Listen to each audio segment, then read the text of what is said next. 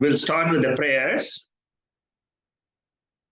Om Sahana Bhavato Sahanau Bhunakto Sahaviryam Karavavahai Tejasvinavaditamastu ma Viddhishavahai.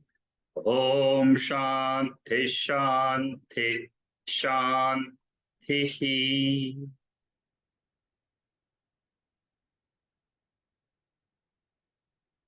We are doing this beautiful chapter of Panchadasi, first chapter. It's called Tattva Viveka Prakarana. How to differentiate the real and the unreal part of this universe. That is the topic which is described in 65 verses. Swami Vidyaranya, a great Vedantic teacher, expresses his thoughts on the Upanishads through this chapter. He is taking up Mandukya Upanishad, which talks about the three states of consciousness, the three states of the mind. He takes up Taittiriya Upanishad, which is describing the five koshas. He puts them together in this chapter. So this is where the unique style of a teacher is. A teacher of Vedanta uses Upanishads primarily to teach. Whatever is said in the Veda is the topic for all the chapters of Panchadasi. We have finished 4 verses. Today we are going to take the 5th verse. We started with that verse last week. What he has covered so far is the basic description of who is the guru, who is the teacher, and who is the disciple. He has introduced the guru and the disciple, and then he talks about the central teaching of the Veda, which is Brahman. The definition of Brahman is Satyam Jnanam Anantam Brahma. That is the basic definition is using in all these verses up to the 10th, 11th verse. So the whole gist of the essence of Taittiriya Upanishad is packed in these verses. We have seen Satyam. We are seeing Jnanam right now. Whenever we talk about Satyam, Satyam means pure existence. Jnanam means pure consciousness.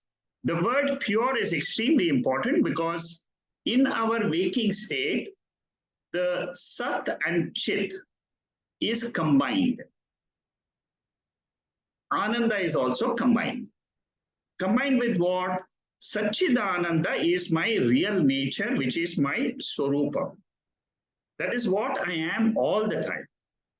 But in the waking state, dream state, and the sleep state, I don't have the knowledge that I am this pure Atma, which is Satchidananda Atma. I have ignorance about that. My ignorance will go away only with Atma Jnana. And only when my intellect is able to understand to differentiate between the real and the unreal. Vivek Chudamani is a beautiful text which talks about this discrimination. Viveka Chudamani, the jewel of discrimination between the real and the unreal vastu in this universe. So this chapter is nothing else but a summary of entire Vivek Chudamani in 65 verses. Let's go to the 5th verse now. The 5th verse, the deep sleep state. I will just play the audio so that you can catch up with the verse itself. The next few verses are talking about the sleep state, and then we will talk this. The sleep state is combined with the consciousness in the sleep state. We are talking about the Mandukya Upanishad, the analysis of the sleep state. So if you have done the Mandukya Upanishad with me before, then this will be useful to you, because then you can understand the connection. And also the Taittiriya Upanishad, if you have done it before. Many students are here who have been with me for the last 8 years or so, and they will be able to link up pretty fast. Even if you are new to this Upanishads and this Panchadasi study, you don't, there is nothing to feel bad. You will be able to get the connections as I describe these verses. Now, this verse, let's see how to play this verse.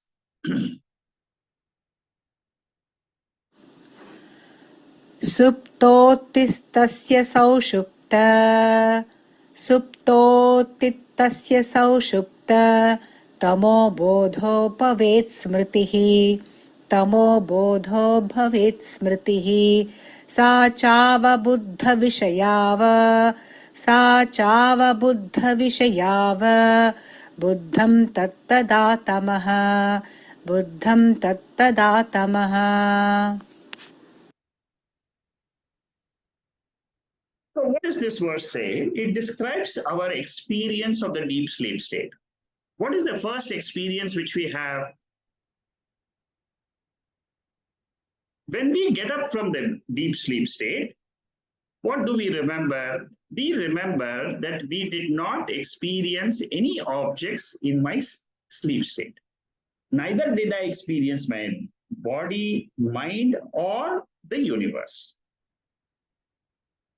So, even in the deep sleep state, there is a principle of consciousness, which is called as jnanam, which principle is perceiving the knowledge of absence of the world. This point has to be very, very well understood. I repeat again. In the sleep state, I am of the nature of pure consciousness, pure existence. What is the nature of that pure consciousness, pure existence? That is my real nature.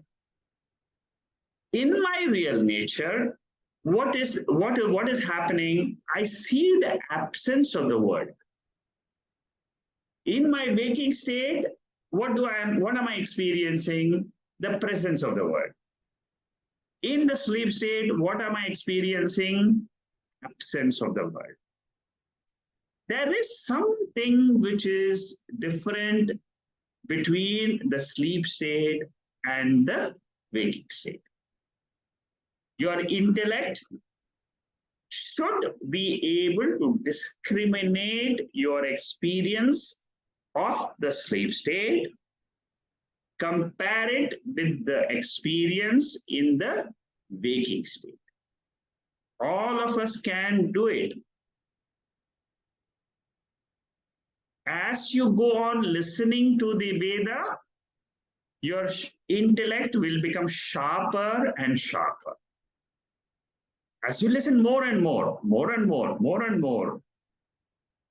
every week you come, you listen. Every week you come, you listen. What is happening? Don't say nothing is happening. What is happening is your mind is getting purified. That is the method of teaching of the spiritual knowledge, which is called as Brahma Vidya. So this, for many of you, you might find this to be a slightly abstract topic. Absence of the knowledge of this world and presence of your real nature. This is where you have to differentiate. Absence of the world, presence of your real nature, which is Brahman. Today we are going to do a very beautiful meditation. Even if you don't attend the normal, I see 4 or 5 of you do not attend any of the meditation talks. At the end of the lecture, you just leave. My advice to you is stay on today. Listen to what we are going to take up for meditation. You may not attend the actual meditation, but at least attend the theory part. It's a very, very subtle topic, which I'm going to discuss. And if you can understand that, and if you can meditate on that also, you will be a successful seeker. You will realize your real nature. These are all small, small hints.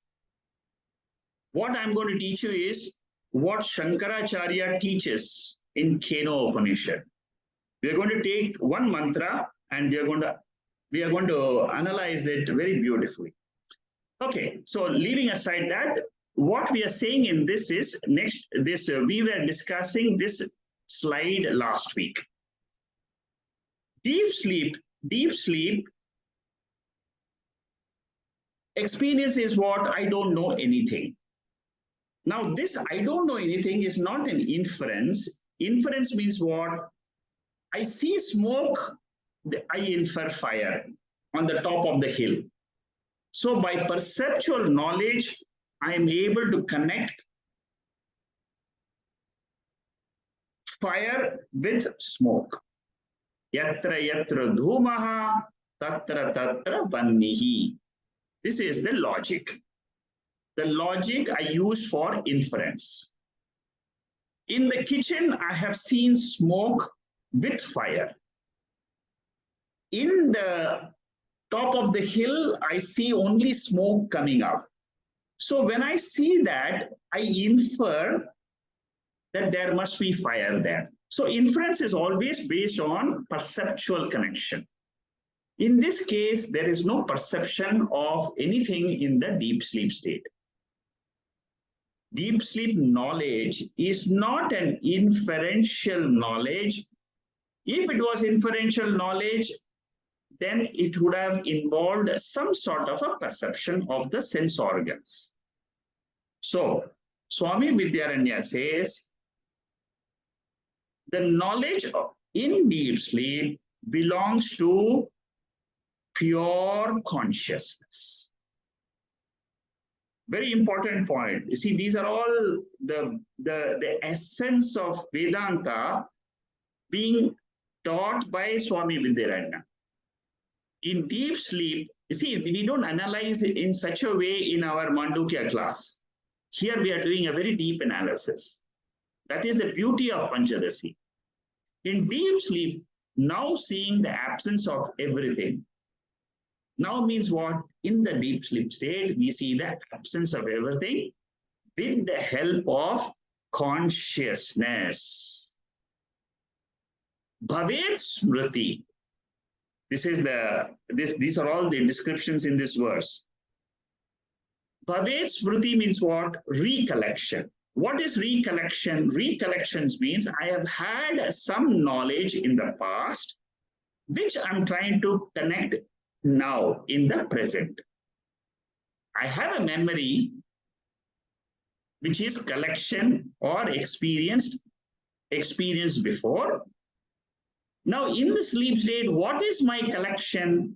What is my memory in sleep state, or what is my experience? My experience is nothingness. Okay?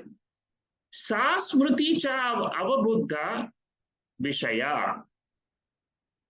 Recollection has object of something experienced before, prior. Recollection necessarily states something experienced before. That smriti has object of experience in deep sleep state. Abuddham tat tamaha. Nothingness is experienced in deep sleep. See, try to understand our deep sleep experience, because this is the last side before we get into Turiya state, before we get into our real nature. Many people find it extremely difficult to understand this nature of our sleep. But those students who are able to quickly understand or able to have the flexibility of mind, or the purity of mind, or the sharpness of mind, visualization capacity of the mind, the power of the mind, if you have that power, Kathopanishad says, Sukshma Shaya Sukshma Buddhi. If you have a Sukshma Buddhi, as per the term used in Kathopanishad, tamas means total nothingness, absence of any distinction, differentiation. It is a blanket of darkness. In the waking state, when you experience that darkness of nothingness, it is very similar to your sleep state, but the difference is, in the sleep state, you are overpowered by tamoguda. In the waking state, you should not be overpowered by tamoguna, but you should be overpowered by sattvaguna. Sattvaguna means what? You are still there. You have made your mind pure. You are able to see the distinction between the sleep state and the waking state. That is what makes the difference between a jnani and an ajnani. Tada, what is known in deep sleep, experience in deep sleep is what is nothing that is experienced in deep sleep. You can put it in two forms. You can say, I experience presence of something. What is the presence of something? Presence of consciousness. That is putting it in a positive way. Negative way, what will you say your sleep state is? Sleep state, you will say, is absence of knowledge. A jnani will say, I am with my nirguna swarupam in the sushupti state. I am still there. So what does he mean by this?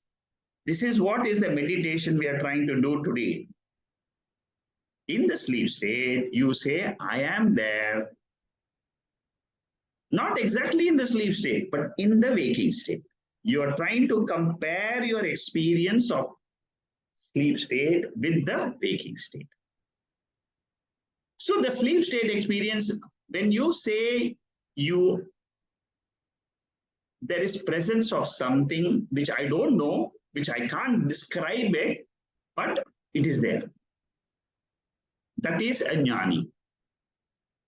What will an ajnani say? Ajnani will say, the same state will say, I experience nothing. Every day morning I get up, I will say, I didn't experience anything. Can you see the difference between a jnani and ajnani? This is the most important difference.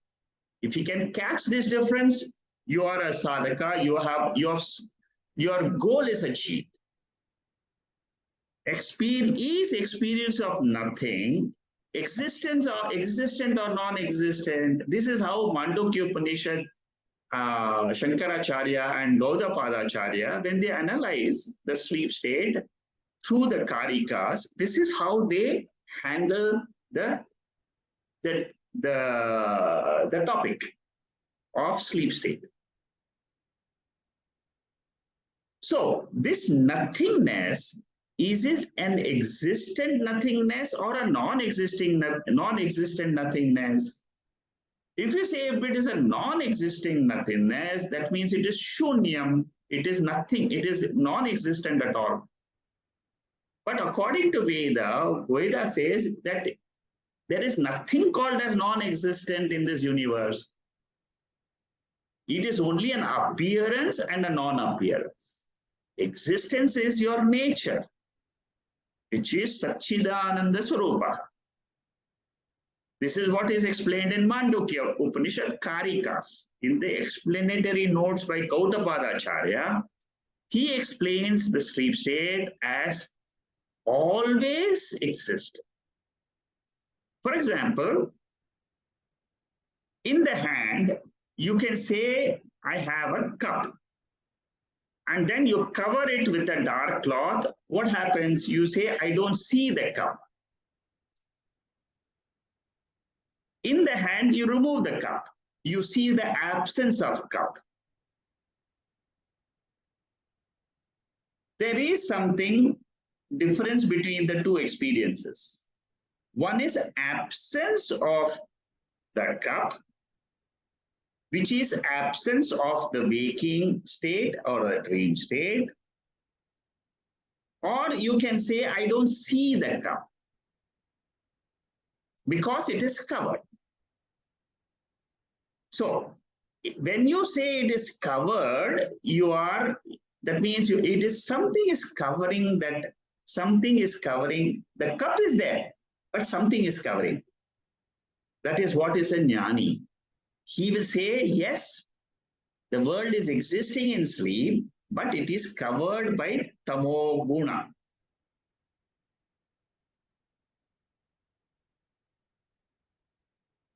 So this is how the expressions are by a jnani. So nothingness in deep sleep, there is something, but it is obliterated. That's what it is said positively. It is like absence of cup or absence of everything. You can say it in two ways. Okay? Experience of deep sleep is bhava rupa. If you say there is something which is obliterated. Bhava rupa means what? You are existing. Something is covering. It is bhava rupa. Suppose you say it's absence of everything. That means there is no world, there is no me. Then it is abhava rupa. You see, these are technical terms used in the Mandukya Upanishad.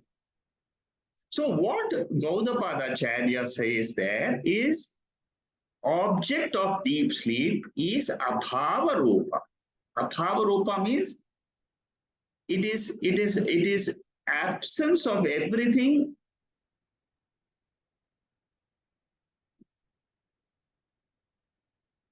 in deep sleep. I'm trying to go a little bit deeper and deeper in this topic. If you are able to pick up, it's good. If you're not able to pick up, just listen. Slowly, you will understand everything. As we go through the other verses, you will pick up all this. So there are three options. One is bhava rupa, abhava rupa, and I don't know. Abhava rupa means what? Absence of everything. In deep sleep, we have the experience of ajnanam. Ajnanam means what? Tamoguna. Tamoguna means ignorance. That ignorance is called as causal body or Maya Shakti. It is known by the mind. It's not known by the mind. Maya Shakti is not known by the mind because in the deep sleep, there is no mind. But it is illumined by sakshi. See, what you have to only understand is in the deep sleep state, in all these discussions, the main thing you should understand is I am there in deep sleep state in my swarupam. That swarupam is called as chaitanyam. If you know this through the Veda, you have removed mula avidya, which means you have removed ignorance which you have had for several births. thoughts go to causal body, karana avastha. Because of tamas, it's free of all distinctions. What do you mean by tamoguna? Tamoguna means that the world is there, but it is without any distinction. Because it is covered, the world exists without a distinction between the five elements, between body and body, between body and mind, between body and the world. There is no distinction. See, this is the way we have to analyze our experiences of deep sleep. Normally, an ajnani, a person who is illiterate of the Veda, he will not be able to analyze like this. He will just say, I went to sleep, that's all. But slowly, the Veda teaches us what exactly is deep sleep state, what is waking state, what is dream state, how do I differentiate my nature, which is my swarupam, with these three states. So in the deep sleep state, or everything in the world, that means the triputi, the subject, the object, and the instrument, they all are merged or all resolved in the causal body. But there is a sakshi which is experiencing the freeness of the self. That I exist, yes, but I exist as what? Pure Sat, pure Chit. And I exist without any kind of differences, or which is called as Visheshana. This Ajnanam, Mula Avidya, has got two Shaktis. We are trying to remove those two Shaktis. We are trying to remove the Ajnanam. We are trying to remove this ignorance about our real nature, which is called as Satchidananda Swarupa. The Shakti has got, I have discussed this before also, Avarana Shakti, Vikshepa Shakti. In deep sleep state, there is pure Ajnanam with Avaranam, with a covering of tamoguna. In the waking, what happens? There is Avaranam. At the same time, there is also Vikshepa. Vikshepa means what? Projections of the mind. Try to understand the difference. Okay, this is the way we have to analyze. This is the way we have. This is the way to our real nature. This is the journey. We are doing a journey to our real nature. In our journey into real nature, we have to understand what is this waking state, what is this sleep state. The moment I understand both these states, I will be able to reach the final destination, which is Nirguna Jnanam. It is not a state, it is not an avastha, it is knowledge, which is Satchidananda knowledge. So in the sleep state, I didn't know anything is the experience.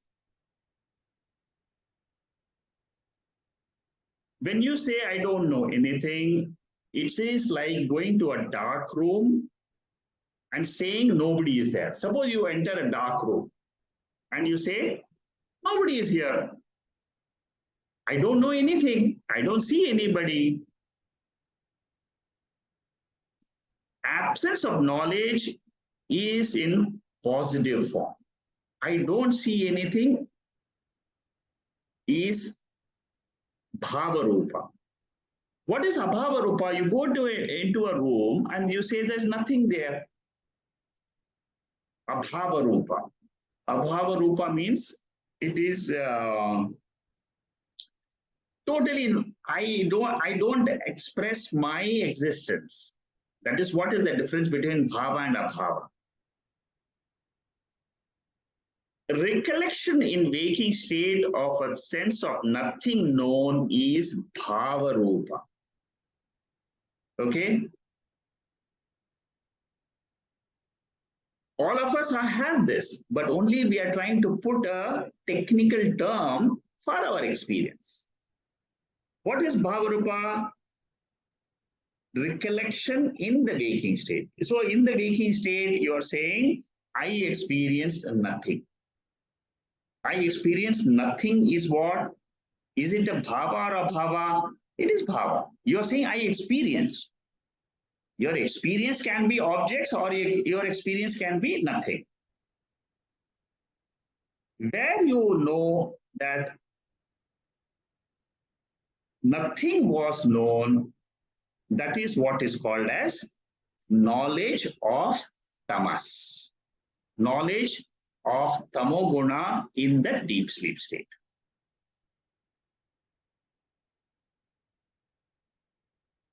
But then who is watching this tamoguna? Who is there experiencing? That is what is called as Chaitanya. That is what is called as the sakshi, Brahman. What is this darkness which we are experiencing? It is not darkness. It is not like light and darkness which we experience in the waking state. You put on the light, you on the switch, you will see the light in the room. You put off the light, you put off the switch, you see darkness. But what exactly happens in tamoguna in the sleep state? What Vedas tells us is you exist with the non-differentiation of everything in the universe. Very important point. What are you experiencing in the waking state? Differentiation because of the sense organs. Your eyes are seeing different objects. Your ears is hearing different sounds. So there is sense of differentiation because your mind is active, sense organs are active. What happens in the sleep state? There is non-differentiation of everything because why? Your mind is asleep, your sense organs are asleep. So how does Vedanta describe the sleep state and the waking state? Waking state is with differentiation. Sleep state is without differentiation of the world. What is the world? World is only Panchabhutas. How does the world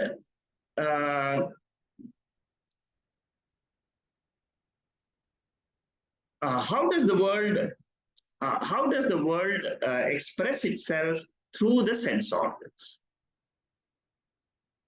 So in the sleep state, the world is not illumined by the senses and the mind, but it is directly illumined by the consciousness.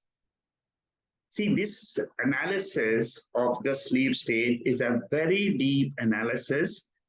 These notes which you are getting, which I am now discussing with you, they are very deep analysis of the sleep state. Very deep analysis. So go through these notes, listen to them, contemplate yourself, then you will get the gist. The gist is very easy actually. When it clicks in your mind, the whole Bhavarupa, all that becomes very easy. So the nature or the object of experience in deep sleep, what is the object of experience? Ignorance. For who is this? For a jnani, he will say that I am ignorant. But what is the nature of knowledge? What is the nature of jnanam? Jnanam is, I am there, but the world is not there. And what is this ignorance? This ignorance is called as Maya. Shakti. That is what is the Shakti. We are analyzing the power of Ishvara. The power of Maya Shakti. Which belongs to whom? Which belongs to the Brahman. the original, the cause of this entire world.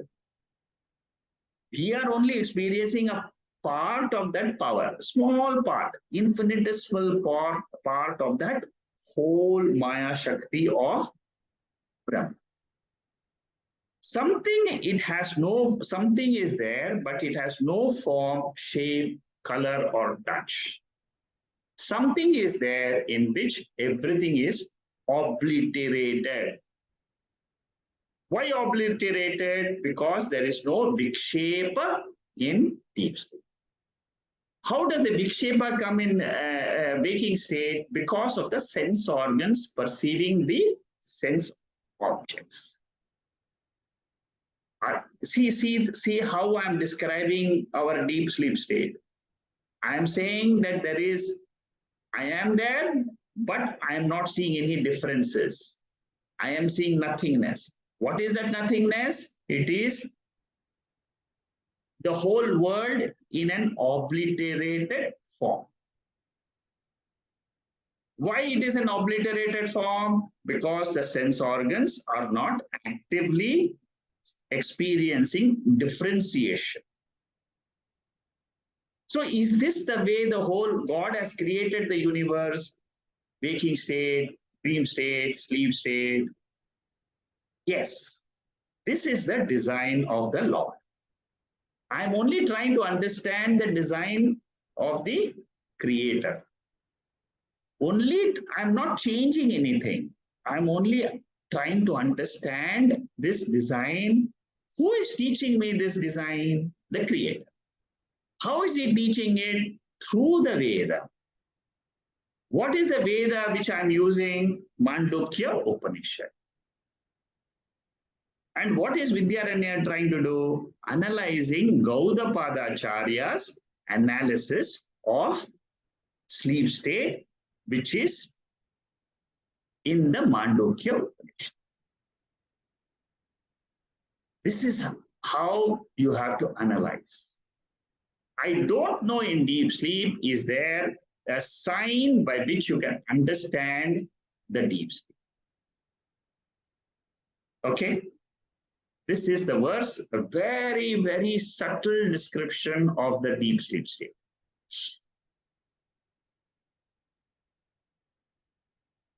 Think about what we have discussed. In your own mind, you should be able to recollect how we have analyzed the deep sleep state. There is a revision notes which I have put here. For those of you who are keen to study Panchadasi in a very, very detailed fashion, you can go through these notes.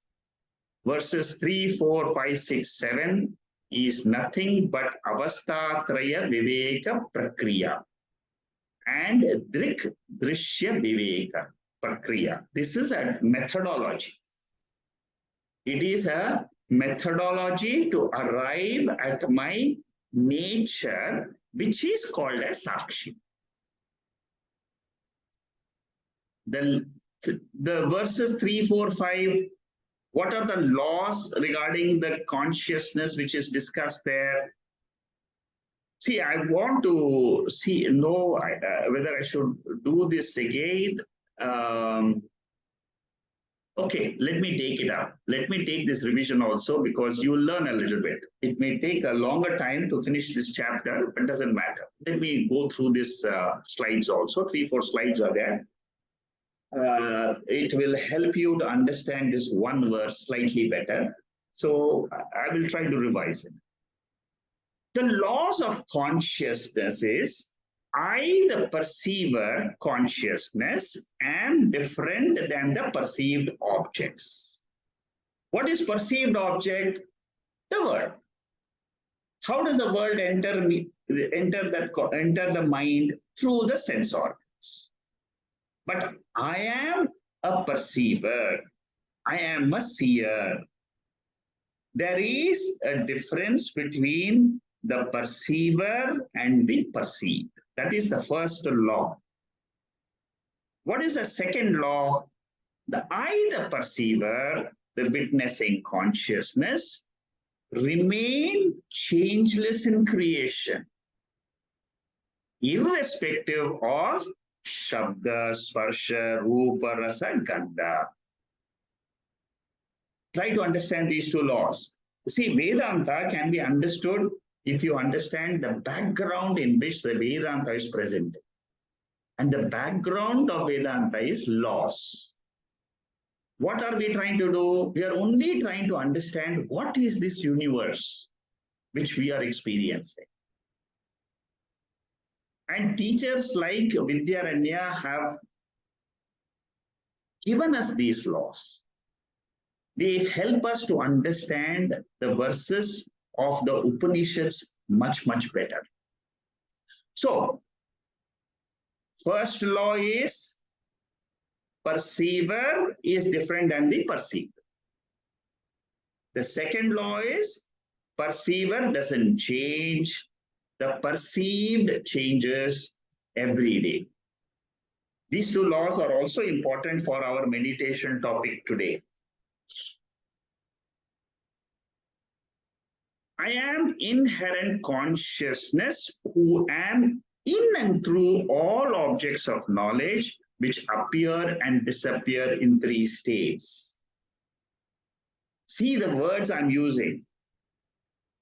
In every state, there is a knowledge of the universe which I am experiencing. Waking state has got a knowledge coming through the five sense organs. But in that knowledge, I am inherently present. Who I am this I? Consciousness. What does the Veda teach me? What does the Upanishad? What does the Bhagavad Gita? What does the Brahma Sutra teach me? It only teaches me my nature is Chaitanya. My nature is consciousness. Where is it taught? Which Upanishad teaches this? Taittiriya Upanishad. Satyam Jnanam Anantam Brahma. The word Brahma, don't get carried away as something which your intellect cannot pick. No. You try to only understand these verses slowly. You will know in your own intellect what is this Brahman or what is this Chaitanya. It is nothing very, very unique. We are all experiencing, we are all that. We are only understanding our nature better. So the objects of the knowledge which are coming through the sense organs, they appear and disappear. When do they disappear? In the sleep state. And what are the objects of knowledge in the waking state? What is the description? They are sthira. Sense organs are active. That means I see everything is existing. The trees are existing, the human beings are existing, the mountain is existing, the rivers are flowing, everything is existing. Everything is existing. Does the existence belong to the world? That is the question that Upanishad asks. Dream state, asthira. Waking state is sthira. Dream state, everything is moving very fast, very fast. It's running like a movie which you see in the TV. As soon as you wake up, the movie stops. It's like the power in India going off. If the power goes off, the movie stops in the TV. TV becomes off. So the moment you wake up from the dream state, what happens? Power is gone. So it is asthira. What I'm trying to focus is on the topic of asthira. Asthira means it is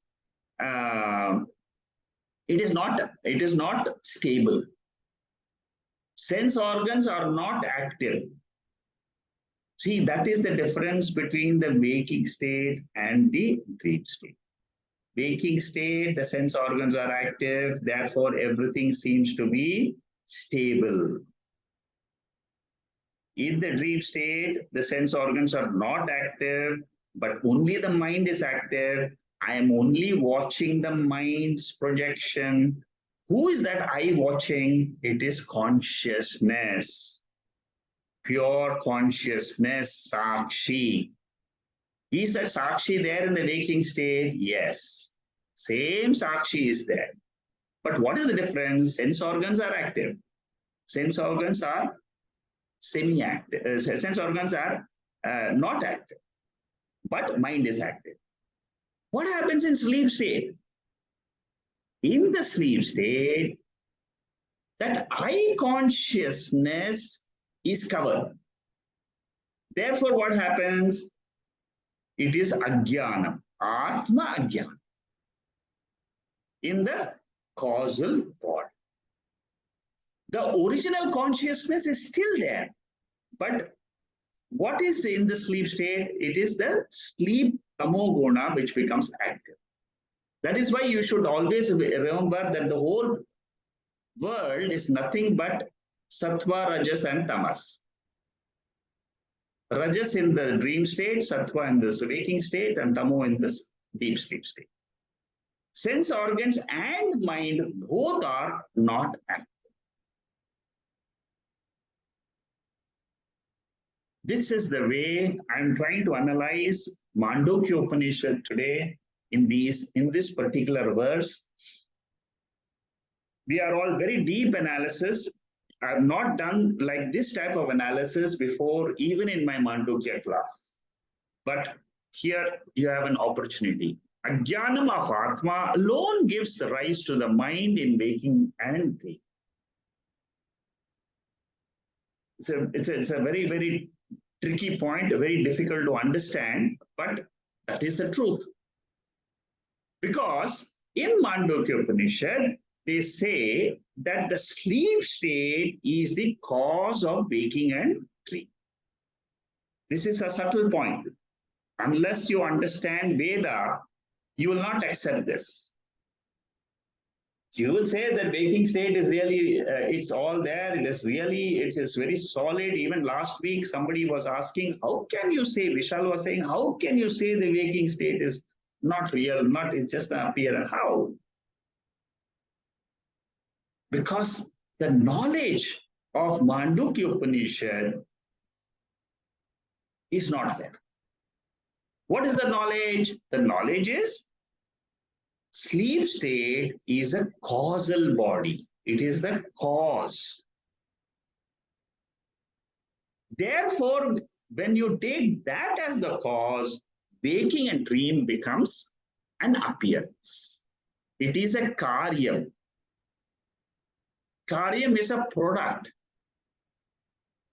What is karanam? Karanam is the cause. And what is Atma or Brahman? Atma or Brahman is Nirguna Chaitanya. It is pure Chaitanya. It is beyond Karanam and Karma. Okay? All objects of knowledge in three states are bhava padarthas. Whether it is sleep state, whether it is dream state, it is bhava padartha because I am there. It is not abhava padartha. Abhava padartha will be total nothingness. For example, rabbit's horn or flower in the sky. It doesn't exist. So that is what is called as abhava padartha. Nothing exists.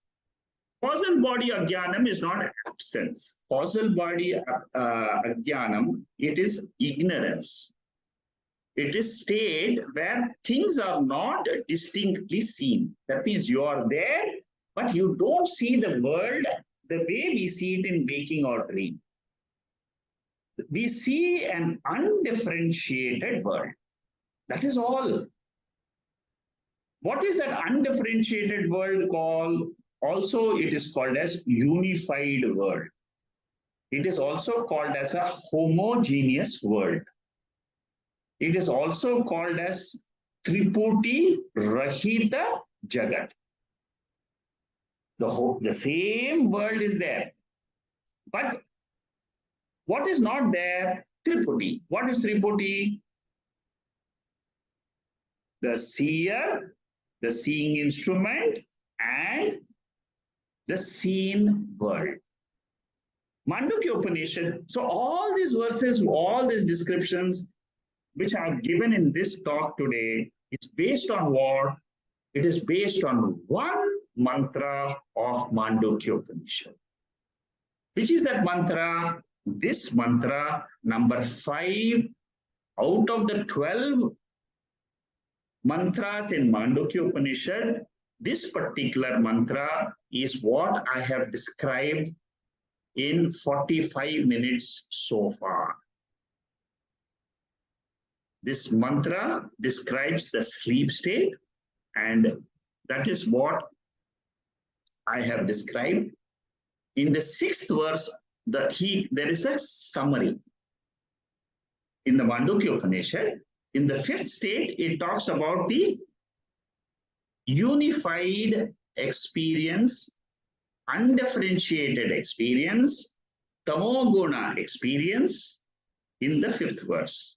And it says that tamoguna is the cause of that sleep state is the cause of the waking and the dream state. That is what is said here in the 5th verse. 6th verse says that the Lord, which we call as Ishvara, it is a knower. When you say knower means what? It is a controller. Inner controller, that is the source of all. And that is from which all things originate, in which they finally dissolve themselves. This mantra is $1 million mantra. If you understand this 5th and the 6th mantra, see, Mandukya Upanishad is supposed to be the king of all the Upanishads. And in the king of all the Upanishads, these 2 mantras are the best, because these 2 mantras are extremely abstract, and it describes the sleep state. What exactly is the sleep state is explained in these 2 mantras. If you don't understand these 2 mantras so far in the last 45 minutes, don't be surprised, because nobody understands this in the first time when they hear it. It is very, very abstract. It is very, very subtle. A normal gross mind will not be able to pick the essence of these verses. There is an experience of seeming nothingness, blankness. So tamoguna is only a seeming blankness. It is not non-existence. Nothingness, not nothing is there, but there is no distinction. That is what is seen. You must be able to understand. That's why I gave you the example of flowers in the sky. That is totally non-existence. Atyantika,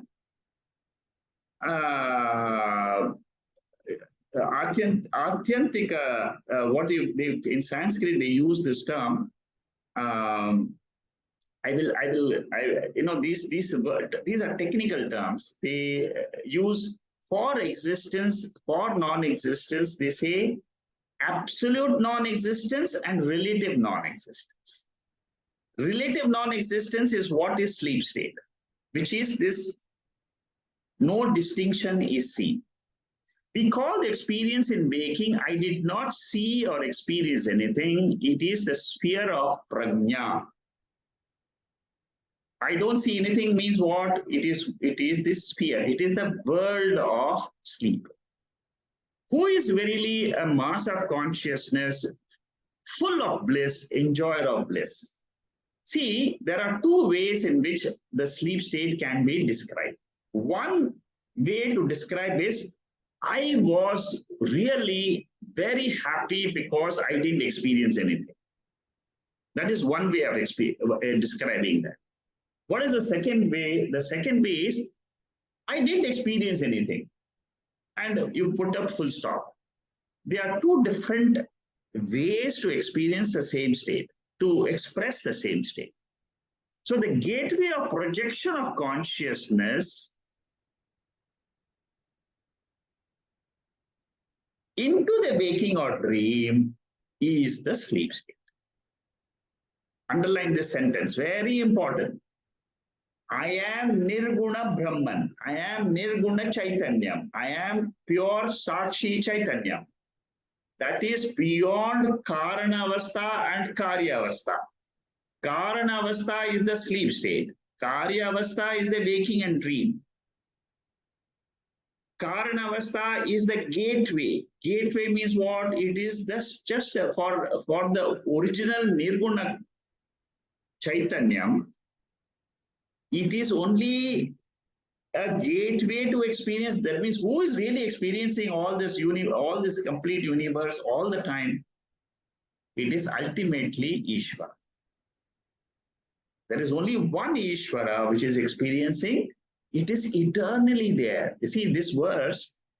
What is the verse? What does Vidyaranya say in this? Right in the beginning, what did I say? There is a difference between, what are the two laws? The two laws, number one law is what? Seer and seen are different. Dridrishya viveka. What is the second law of Dridrishya viveka? Drik is ever changeless. Drishyam is always changing. If you remember these two laws and apply it to waking, dream, and sleep, you would have got the essence of all this, what we have discussed so far. So in general, there is a general ignorance in Jagrat Avastha of this ignorance in the sleep state. There's general ignorance in this waking Jagrat Avastha. But the real ignorance is where is it felt? It is felt in the sleep state. I don't know I am the substratum Atma or Brahman. My nature is veiled, it is covered. I'll just take 2 minutes just to finish this verse. My nature is veiled by what? By tamoguna. And what is this tamoguna? It is a power belonging to Brahman. It is shakti of who? Of the higher nature of mind. In the waking state, I can't say all that. But what gives me the confidence to hold on to this knowledge? It is the faith in the Veda. It is faith in the Mandukya Upanishad. Shraddha. That is why Shraddha is one of the very important qualities of a sadhak. So it is all darkness in sleep. Ajnanam is not object of senses or mind, but it is tamoguna. The senses perceive only Shabda Sparsha Rupa Rasa Gandha in the waking state. The mind perceives emotions, thoughts, concepts, all in vritti form. But the mind disappears in the causal ignorance in the sleep state. It disappears. This is our experience every day. Eternally, this is going on. All the three states are eternally going on in that pure Brahman. Who was the experiencer of Ajnanam, the causal ignorance? An Atma can't experience anything itself. It is Jadam by nature. Pure consciousness was experiencer of Ajnana. Ajnanam is sakshi bhashyam. Sakshi bhashyam means what? It is known by sakshi, Brahman. It is not illumined by anything else. It is illumined by Brahman, which is what? Pure knowledge. Pure knowledge will have the knowledge of ignorance and of the world and also the knowledge of the presence of the world. So ultimately, illumination by Sakshi is of two types. One is, everything is there, I am also there. Second experience is, world is not there, I am there. If you can follow the discrimination between these two statements which I have made, you have understood the entire Mandukya Upanishad and you have understood this whole verse. What is the purpose to analyze the deep sleep? To note witness consciousness is different from the object of knowledge, which is jnana. So what is the object of knowledge in deep sleep state? It is ignorance. What is the object of knowledge in the waking state? It is the knowledge of the universe. But in this knowledge of the universe, the I, the Atma, is covered. Avarana Shakti plus Vikshepa Shakti in Jagrata Avastha. In the sushupti state, Avarana Shakti alone is active. Vikshepa Shakti is absent. Witness consciousness is a changeless awareness principle in waking, dream, deep sleep. The three states, the three prapanchas, objects of knowledge are inert by nature. They are dependent. And what is independent? I, the sakshi, am independent. That sakshi is defined as satyam, jnanam, anattam. The objects are different in the three states of consciousness. This is the end of this one verse of Panchadasi, chapter 1. I've analyzed this extremely deeply today. Go through the slides, go through the talk, listen to it again. In your own mind, you must be able to formulate the conclusions. Okay? With this, I close the Panchadasi talk of today. Om Purnamada Purnamidam Purnat Purnamudachade Purnasya Purnamathaya Purnameva Vasishyade. Om Shanti Shanti Shanti. We'll see the chat. There's nothing in the chat. I think everybody was paying attention to the talk. It was very absorbing. Okay, now Shanmugam is opening up for discussions, and you can unmute yourself.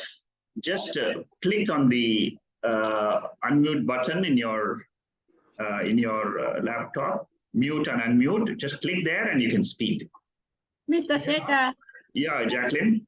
Yes, I have two questions. Yeah, go ahead. One question is, you mentioned internally, inside, within, the three states are maybe in our term of human being is life. Yeah, that's it's correct. Active. It's Yes. active all the time. Yes, you're right. Yes. But then because we when we are awake with the sense organ, and therefore we see things, and our mind keep on wandering the world. Yeah, correct. That's correct. You're right. Oh, so internally it happened. Yes. But when internally within itself, it's so calm and nothing happened, and you don't even know anything. Yes. That's the profound part. Yes, you are right. I'm glad you attended this talk today. It's very, very profound. You have understood very deep aspects of yourself. Very glad that you attended it. Okay, appreciate, because I learned from you. Another thing is the second question that I have. Yeah. In fact, we come to this world. No, not we come. In fact, during the sleep stage, it is no experience, right? Yes. But then, in fact, there's nothing at all that us, if we don't have this body, don't have this mind, there's nothing at That's correct. But you're still there. all. That is the There's knowledge. nothing. There's nothing. If There is nothing. Yeah. There is nothing Yeah, means we're still there. you are there is exactly our experience of sleep state, right? You see, what is our sleep state? Nothing is there. Yeah, but I don't know. I don't know Mr. Shekhar, and I don't know myself, and I don't know where I am also. Correct. But in the waking state, what you are saying is you are acknowledging that nothing is there. At the same time, you are acknowledging I am there. That is what is the difference between waking and sleep. When you go to sleep, even tonight, you will experience the same thing. Nothing is there. True. Tomorrow also you go to sleep, you will experience that nothing is there. Okay. But in the waking state, what are you trying to learn? What is the knowledge you are now trying to get from the Veda, from the Upanishads, from the source, from the creator? What are you trying to learn? You are only trying to learn that in the sleep state, every day I go to sleep, I will experience that nothing only. But there is a witness of that nothing. That witness is called as consciousness or sakshi, and that is my real nature. I exist without the world. You see, many a time when we say that you are Atma and you are eternal, Yes. that, and you know, a teacher will say you are eternal, your consciousness, you're eternal. Your eternal means what? I never die. Yeah. Okay. The student will say, oh teacher, you are saying I don't die, but can you give me some experience of that deathless state? How do I believe that I don't die? The internet is dropping. Okay. Yeah. Okay, so the student will ask the teacher, can you just give me some experience of that deathless state? Then the teacher says, you are experiencing, you are that. Tattvamasi. And then he says, who are you? You are there without the world, without the body. And you are there. Weren't you there yesterday in sleep? Yes. Aren't you there today also? Yes. What is that which doesn't change, which is always there? And that is Atma. That is consciousness. That is existence, pure existence. Then the student says, oh, I got it now. Very good. I am so happy I got this knowledge. That is what is the wonderstruck of a student. You know, he says, my goodness, how come I didn't know this fact? How do I accept this fact? Only because there is a source of knowledge for the existence of Atma. There is a source of knowledge of existence of timelessness. That source, I have now realized it in my own intellect, and it becomes my own experience. Because I have that knowledge, it becomes my experience. And the more I accept that experience is me, the more you keep on acknowledging that is me, your journey will get completed. The whole spiritual journey is there in this beautiful chart, in this fifth verse. What I'm now taking up is I've never taken this in this particular way in the last 8 years of my teaching. It's the first time I'm doing this type of meditation, and I will continue it for 2-3 sessions. Just go through the same steps and understand each and every step. Today we have finished one step. Next week we are going to do the second step. The second step is, how does the world come into an experience as an appearance for me? How? How does it come? What does the Veda, what does Keno Upanishad teach me? I'm going to learn that in the next session. how the Veda describes this waking state. How does it come? What is the nature of this world which I am experiencing? Is it a real experience? It is always existing? Or is it a momentary existence? For me, in my own mind, I experience as if I am living in the world for 60, 70, 100 years. This is how all the minds are created in this universe of waking. What is the vision of the Veda? You wait till next week, I'll give you the answer. Okay, appreciate. I have another final question. Yeah, go ahead. The final question is, if I am awake and I don't experience things and I have less thoughts, what does that mean? Less thought is okay. I understand. I don't experience when I am awake. Okay, good question. Many people ask the same question. In the waking state, I am experiencing blankness. In the waking state, I experience nothingness. What is this experience? The answer given by Shankaracharya. This experience is called as samadhi state. In yoga philosophy, this is the ultimate. But in Vedanta, in Advaita Vedanta, it is not the ultimate state. That is the difference. Blankness is called as samadhi. In the yoga philosophy, it is called as the ultimate state. You are that, you are blank state, and then they just say that that is what you are. But in Advaita, it is not the ultimate final state. I'm going to describe all this in the next few sessions. These are all there in the meditation. This one verse which I'm going to describe slowly. If you are able to understand this meditation, this particular this verse of meditation, you would have understood all these questions.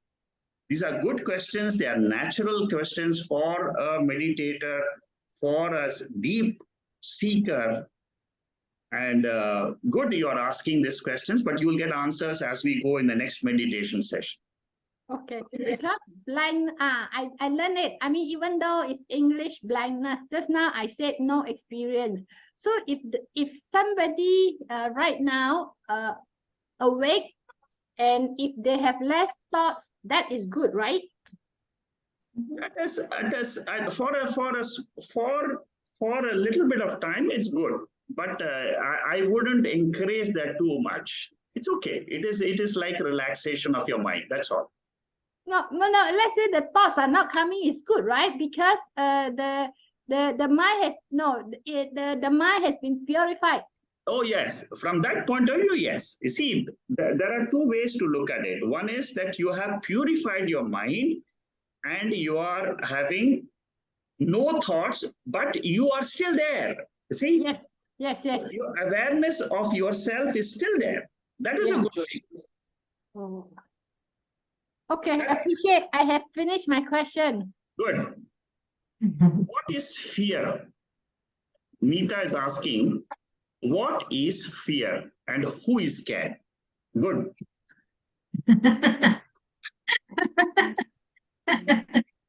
Again, the answer is going to be given in the next 2-3 sessions. In the third session, probably you will get a clarity of this answer technically. So see, I'm going to give technical answers, and technical means what? I'm going to explain to you how the Veda, in Veda's vision, how this whole thing is experienced by us. To answer your question, Nita, it's like this. Fear is explained in Taittiriya Upanishad. There is one particular verse in Taittiriya Upanishad which explains fear. Fear is a thought. First thing you should understand is, for example, suddenly you have a fear of death. Suppose you say, I have a fear of going in a bus, I've got a fear of some anxiety about the future. I have a fear about my past. I have fear of what's going to happen to my children. I have fear about. First thing to understand about fear is that it is a mental emotion. It is a thought. It is the thought which is in a very rapid speed. And fear is always caused by ignorance about myself. I don't know who I am, therefore the mind projects. It is a projection of the mind. I don't know my nature, therefore I am scared. Now, I will explain to you what is fear. It is a thought. Second question, who is scared? There are only two things in this body. One, which is called as Atma, which is Chaitanya, which is consciousness. In consciousness, there are no thoughts. It is pure knowledge about everything. Knowledge about everything. It is not a zero knowledge. It is a knowledge about everything. It is called as Sarvajnana. That is the nature of that pure consciousness, which is what I'm trying to hold on. That is what I'm learning from the Veda. As you grow, as you keep learning this Veda, you see what happens is when we learn the Upanishad, we learn at different levels. So now I'm going extremely deep. You see, today's talk was extremely deep. So coming back to who is scared. Again, this is going to be answered in the meditation sessions. Wait for it, you will get the answer in a technical way. But today, what I am going to tell you is, as I said, there are two entities in this body. One entity is called as sakshi, or a witness. That is never scared, because it knows I am there, I am there, I am there, I am there, I am there. Who is scared? The jiva. Jiva means there is an entity in this body living. It is a living entity. It is not an inert thing. It is a living. That living is a mixture of consciousness and mind. Understand this point very clearly, because this is where many people, they falter and they don't understand, and they feel that the whole Veda is all, it's meaningless. They are not able to understand further. But this aspect is very important. Jiva, or the second entity which is living in this body, it is a live entity. One live entity is sentient, pure consciousness. This is given in as two birds in one tree, which is called as the body in one of the Upanishad, Mandukya Upanishad. So the jiva element is the one which is experiencing the world, the one which is in the waking state and saying it is the viveka, it is a dreamer, it is a sleeper. So what is this jiva? It is the totality of all experiences of waking, dream, and sleep. That is what is called as a jiva. That is what is called as the individual. What is the constitution of this individual? The constitution of this individual is two things. One is the mind. The second is the reflection of consciousness in the mind. This is an extremely subtle point. It is not the consciousness. It is not the pure nature without that pure consciousness which I'm trying to lead to in the meditation. That jiva is the one who wakes up every day in the morning. This world is there. I am Nita. I am experiencing this world. I am a teacher. I am a brother, sister, mother, father. All that is the jiva. It is this jiva who is scared. And this jiva is scared because of what? Because he doesn't know the real nature of that reflected consciousness. The moment the reflected consciousness together with the mind, it comes to know that it is not real. There is a higher nature, which is sakshi. The moment it gets to know, this entire fear is gone. Who becomes fearful? It is the jiva. Who is fearless? Who is the ultimately fearless entity? It is the sakshi. So the jiva, which is together with the mind in the waking state, through the Brahman, source of knowledge, called as the Upanishads, the moment it realizes, I am the pure consciousness, I am the pure consciousness, what we were saying in meditation today, Nitya Shuddha Atma. That jiva which is experiencing as a waker, as a son, as a father, has to realize this. And then this fear goes. So this is the only way to get rid of fear. There is nothing else in the world. Otherwise, all other methods of getting rid of fear is only a momentary. It may work, it may not work. It is just a, but this one is the ultimate medicine for fear. Okay, thank you. Okay, any other questions? You can unmute and ask, or you can put it in the chat box. Okay.